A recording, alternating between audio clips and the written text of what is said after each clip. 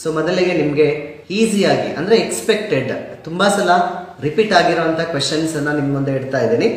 So ಒಂದು interest on drawings ಅಲ್ಲಿ ನಮಗೆ ಎರಡು ಮೆಥಡ್ ತುಂಬಾ ಇಂಪಾರ್ಟೆಂಟ್ ಆಗಿದೆ. ಸೊ ಅದು ಒಂದು ಪ್ರಾಡಕ್ಟ್ ಮೆಥಡ್ ಸಿಂಪಲ್ ಒನ್, ಅಂದ್ರೆ ತುಂಬಾ ಸಲ ಈ ಒಂದು ಕ್ವೆಶನ್ ರಿಪೀಟ್ ಆಗಿರೋಂಥ ಕ್ವೆಶನ್. ಸೊ ಮತ್ತೆ ಆವರೇಜ್ ಪೀರಿಯಡ್ ಮೆಥಡ್. ಸೊ ಈ ಎರಡರಲ್ಲಿ ಒಂದು ಕ್ವೆಶನ್ ಕಂಪಲ್ಸರಿ ಬರ್ತಕ್ಕಂಥದ್ದು. ಸೊ ಇದು ನೀವು ತುಂಬಾ ಈಸಿಯಾಗಿ ಕಲಿತು ಅಂದ್ರೆ ತುಂಬಾ ಕಡಿಮೆ ಸಮಯದಲ್ಲಿ ಅಭ್ಯಾಸ ಮಾಡಿ ಸೊ ಒಳ್ಳೆ ಮಾರ್ಕ್ಸ್ ಅನ್ನ ಗಳಿಸ್ಕೋಬಹುದು. ಸೊ ಮತ್ತೆ ಇನ್ನೊಂದು ಕ್ವೆಶನ್ಸ್ ನಿಮಗೆ appropriation account, so profit and loss appropriation account. So ಇದು ಕೂಡ 6 ಮಾರ್ಕ್ಸ್ಗೆ ಮೋಸ್ಟ್ ಎಕ್ಸ್ಪೆಕ್ಟೆಡ್ ಕ್ವೆಶನ್ಸ್. ಸೊ ಇದ್ರ ಜೊತೆಗೆ ನಿಮಗೆ ರೇಷಿಯೋಸ್ ಇದೆ, ಎರಡು ರೇಷಿಯೋಸ್ ಅನ್ನ ನೀವು ತುಂಬಾ ಕಾನ್ಸಂಟ್ರೇಟ್ ಮಾಡಬೇಕು. ಸೊ ಒಂದು ಸ್ಯಾಕ್ರಿಫೈಸ್ ರೇಷಿಯೋ, ಸೊ ಒಂದು new profit sharing ratio. So ಎರಡರಲ್ಲಿ ಯಾವ್ದಾದ್ರು ಒಂದು ನಿಮಗೆ ಬರುತ್ತೆ. ಸೊ ಅದನ್ನ ನೀವು ಸ್ವಲ್ಪ ಹೆಚ್ಚು ಗಮನ ಕೊಡಿ, ತುಂಬಾ ಕಡಿಮೆ ಸಮಯದಲ್ಲಿ ನೀವು ಅದನ್ನ ಪ್ರಾಕ್ಟೀಸ್ ಮಾಡಿ ಸೊ ಮತ್ತೆ ಸ್ಕೋರ್ ಅನ್ನ ಮಾಡ್ಕೋಬಹುದು. ಸೊ ಅದ್ರ ಜೊತೆಗೆ ನಿಮಗೆ ಇನ್ನ 6 ಮಾರ್ಕ್ಸ್ ಅಲ್ಲಿ issue of shares. So issue of shares 6 entries, 6 journal entries ಅನ್ನ ಬರೆದ್ರೆ ಸಾಕು, ನೀವು 6 ಮಾರ್ಕ್ಸ್ ಅನ್ನ ಗಳಿಸ್ಕೋಬಹುದು. ಎಂಟ್ರೀಸ್ ಅನ್ನ ಪ್ರಾಕ್ಟೀಸ್ ಮಾಡಿದ್ರೆ ಸೊ 100% ನೀವು 6 ಔಟ್ ಆಫ್ 6 ಅನ್ನ ಗಳಿಸ್ಬೋದು. ಸೊ ಅದು issue of shares, issue of debentures. So ಇದರಲ್ಲಿ ಒಂದು ಕ್ವೆಶನ್ಸ್ ನಿಮಗೆ ಸೊ 6 ಮಾರ್ಕ್ಸ್ಗೆ ಎಕ್ಸ್ಪೆಕ್ಟ್ ಮಾಡ್ಬೋದು. ಸೊ ಅದರ ಜೊತೆಗೆ ನಿಮಗೆ ಫೈನಾನ್ಷಿಯಲ್ ಸ್ಟೇಟ್ಮೆಂಟ್ ಅನಾಲಿಸಿಸ್ ಅನ್ನೋ ಚಾಪ್ಟರ್ ಅಲ್ಲಿ ಸೊ ನಿಮಗೆ ಇನ್ಕಮ್ ಸ್ಟೇಟ್ಮೆಂಟ್ ಮತ್ತೆ ಬ್ಯಾಲೆನ್ಸ್ ಶೀಟ್ ಸಿಂಪಲ್ ಕ್ವೆಶನ್ಸ್ ಇರುತ್ತೆ. ಸೊ ಅದನ್ನ ಪ್ರಾಕ್ಟೀಸ್ ಮಾಡಬಹುದು.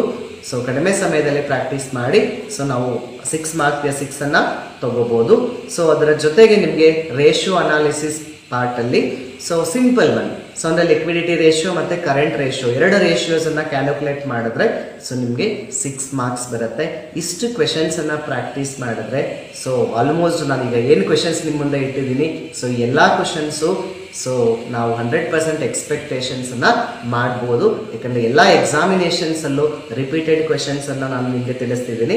ಸೊ ಇದ್ರ ಜೊತೆಗೆ ನಿಮಗೆ ಇನ್ನು 12 ಅಂಕದ ಪ್ರಶ್ನೆಗಳನ್ನ ಹೇಳ್ತೀನಿ. ಸೊ ಅದು ಕೂಡ ಸಿಂಪಲ್, ಕಾಂಪ್ಲಿಕೇಟೆಡ್ ಯಾವುದು ಹೇಳ್ತಾ ಇಲ್ಲ. ಸೊ ಯಾಕೆಂದ್ರೆ ನೀವು ವಿತಿನ್ 1.5 ಮಂತ್ ಅಲ್ಲಿ ಪ್ರಾಕ್ಟೀಸ್ ಮಾಡಿ ಸೊ ಎಕ್ಸಾಮ್ ಅನ್ನ ಬರೆಯೋರಿದ್ದೀರಾ.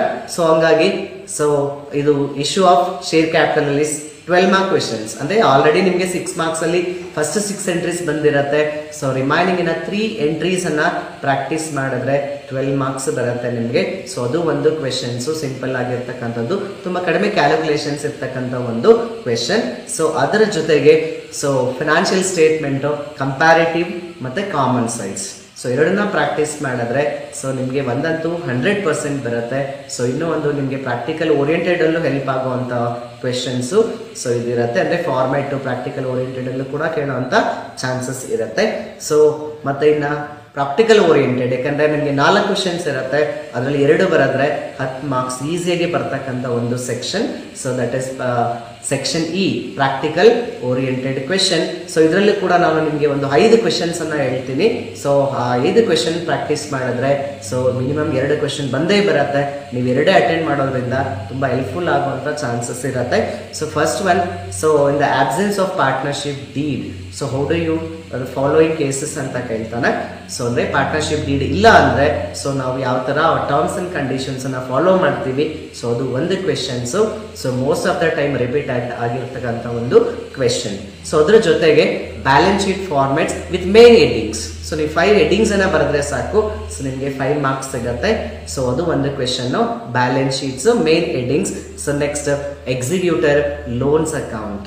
ಸೊ ಅದು ಒಂದು preparations of executor loan account. So with imaginary figures ಅನ್ನ ಕೇಳ್ತಾನೆ. ಸೊ ಆರಾಮಾಗಿ ಈಸಿಯಾಗಿ ನೀವು ಅದನ್ನ ಪ್ರಿಪರೇಷನ್ಸ್ ಮಾಡ್ಬೋದು. ಸೊ ಮತ್ತೆ ಫಸ್ಟ್ ಚಾಪ್ಟರ್ ಏನಿದೆ ನಮಗೆ NPO. ಸೊ ಅದರಲ್ಲಿ ಕ್ಲಾಸಿಫಿಕೇಶನ್ಸ್ ಇದೆ, ರೆವಿನ್ಯೂ ಅಂಡ್ ಕ್ಯಾಪಿಟಲ್. ಸೊ ಎಲ್ಲಾ ಕ್ವೆಶನ್ಸ್ ಅಲ್ಲೇ ಇರುತ್ತೆ. ನೀವು ರೆವಿನ್ಯೂ ಅಂಡ್ ಕ್ಯಾಪಿಟಲ್ ಅಂತ ಐಡೆಂಟಿಫೈ ಮಾಡಿ ಸೊ ಅದ್ರ ಮುಂದೆ ಬರೆದ್ರೆ ಸಾಕು. ಸೊ ಅದು ಒಂದು ಕ್ವೆಶನ್. ಸೊ ಮತ್ತೆ preparations of capital accounts, fluctuating capital method, so ಅಥವಾ ಫಿಕ್ಸ್ಡ್ ಕ್ಯಾಪಿಟಲ್ ಮೆಥಡ್ ಯಾವ್ದಾದ್ರು ಒಂದು.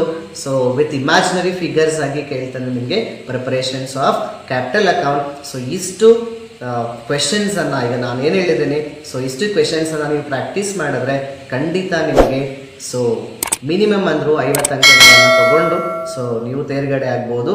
ಸೊ ತುಂಬಾ ಯೂಸ್ಫುಲ್ ಇದೆ. So thank you.